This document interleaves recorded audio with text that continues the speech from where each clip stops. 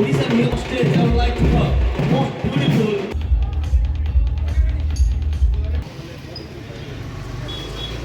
ମୋ ନାଁ ଆଲୋକ କୁମାର ମିଶ୍ର। ଆମେ ଗଣେଶ ପୂଜାଟା ଦୀର୍ଘ 27 ବର୍ଷ ହେଲାଣି କରି ଆସୁଛୁ। ଆମେ ଏଇ ପୂଜାଟିକୁ ଆମେ ଫାଷ୍ଟ ଷ୍ଟାର୍ଟିଂ କରିଥିଲୁ ଟଙ୍କା 300 ଟଙ୍କାରୁ ଆମେ ଷ୍ଟାର୍ଟ କରିଥିଲୁ।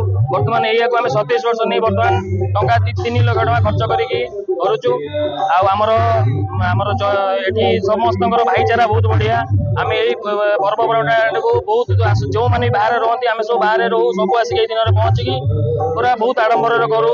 ଯେତିକ ସମସ୍ତେ ଆମର ଭଉଣୀ ମାନେ ଯିଏ ଯୋଉଠି ରହିଛନ୍ତି ଆସିକି ଏଥିରେ ପୁରା ପହଞ୍ଚିବାକୁ ସେମାନେ ଶତ ଚେଷ୍ଟା କରନ୍ତି। ଆମେ ପର୍ବଟାକୁ ବହୁତ ଧୁମଧାମରେ କରୁ। ଆଉ ଆମେ ମେଲୋଡି ପ୍ରୋଗ୍ରାମ, ଭଜନ ସନ୍ଧ୍ୟା, ବସାଣି ପ୍ରଶାସନର ସବୁ ସହିତ ଆମେ ଯେମିତି ସୁରୁଖୁରୁରେ ଆକୁ ପୁରା କରିଥାଉ। ପ୍ରଦୀପ ସାହୁ। এই গণেশ পূজা পালন করা আমার যুববর্গ আম গাঁর সমস্ত অপেক্ষা করে বসতে গোটে বর্ষকু। আজ যে গণেশ পূজা হয়েছে আমার এটি মানে অতি ধুমধামে পালন করা যাচ্ছে। বর্তমান গীত বাহার বর্তমান আমার কটকর মেলোডি বর্তমান চালু রয়েছে।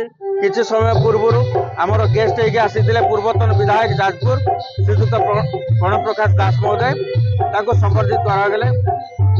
ଏବେ ଆମର ମେଲୋଡି କାର୍ଯ୍ୟକ୍ରମ ଧୁମଧାମରେ ଚାଲିଛି। ସମସ୍ତେ ସମସ୍ତେ ଆବାଳ ବୃଦ୍ଧ ବନିତା ଏ ପର୍ବଟାକୁ ଆମେ ବହୁତ ଧୁମଧାମରେ ପାଳନ କରୁଛନ୍ତି। ଆଉ ସମସ୍ତେ ସହଯୋଗର ହାତ ବି ବଢେଇଛନ୍ତି ଆମ ପିଲାମାନଙ୍କୁ।